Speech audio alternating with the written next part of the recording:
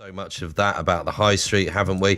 But JD Sports have once again said that business is booming, Sean. It really is. They've seen their profits up again. They made 340 million over the last year. The most recent year that they looked at, that was up 15% on the year before. Sales are up as well, which on the high street, everybody's gagging for increasing sales at the minute. And their share price, for when you look at investors, is at a record high. You would imagine that you couldn't be in a better place than being the boss of JD Sports at the minute. We've got him with us. Peter Cowgill is executive chairman of JD Sports. Morning, Peter. Morning.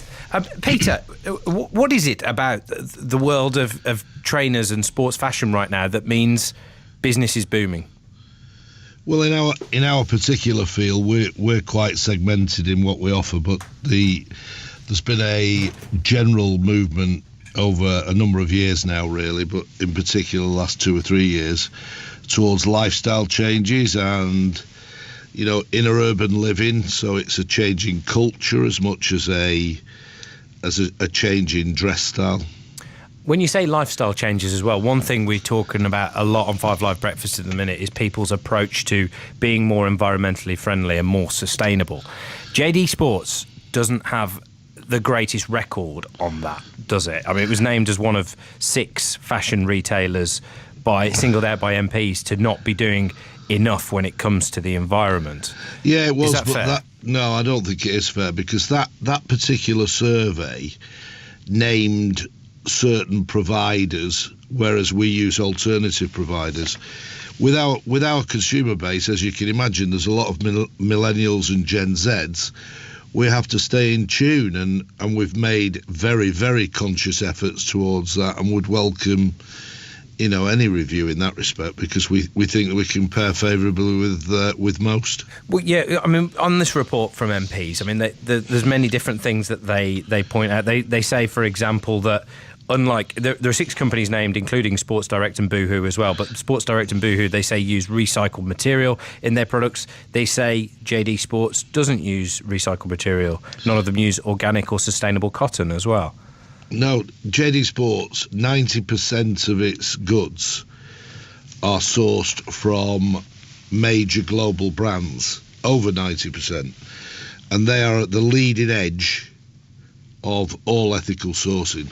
But if a Nike or an Adidas trainer, I guess, yeah, are you relying on Nike and Adidas being at the forefront? Well, absolutely, because they're a global enterprise. You could never track that down fully because of the extent of their reach. But I think it's self-evident when you read their reports that they are absolutely at the forefront of all environmentally friendly and leading sourcing requirements. Because you must have come across other brands that are nowhere near as big as Nike or Adidas and all those others out there, but are much more ethically focused.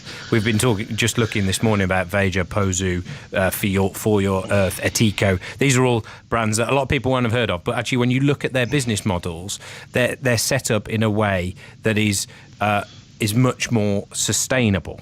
And that's been approved by campaigners who think that. Why don't you have more of a focus on those businesses?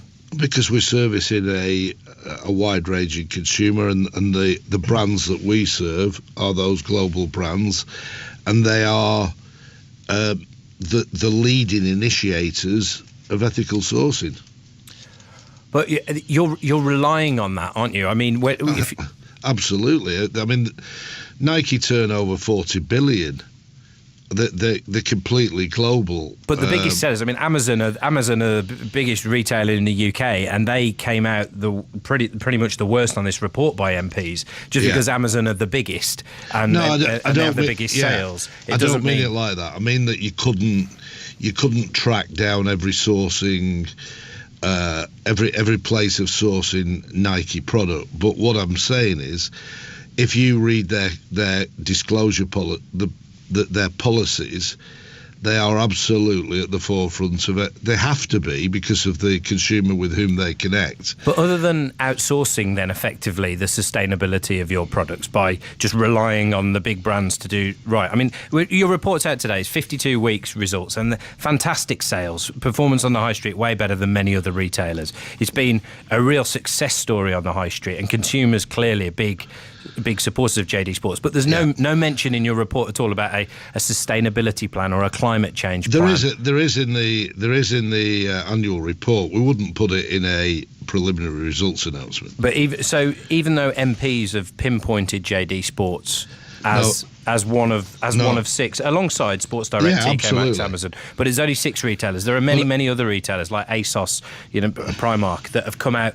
They say much more engaged with sustainability. But clearly, you're doing so well. Do you feel like you don't need to be more engaged? No, because as I say, not just because of, but we have to be responsible.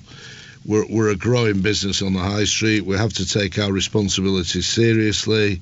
We're using 100% green renewable energy. We have no landfill. We're moving towards all of those initiatives.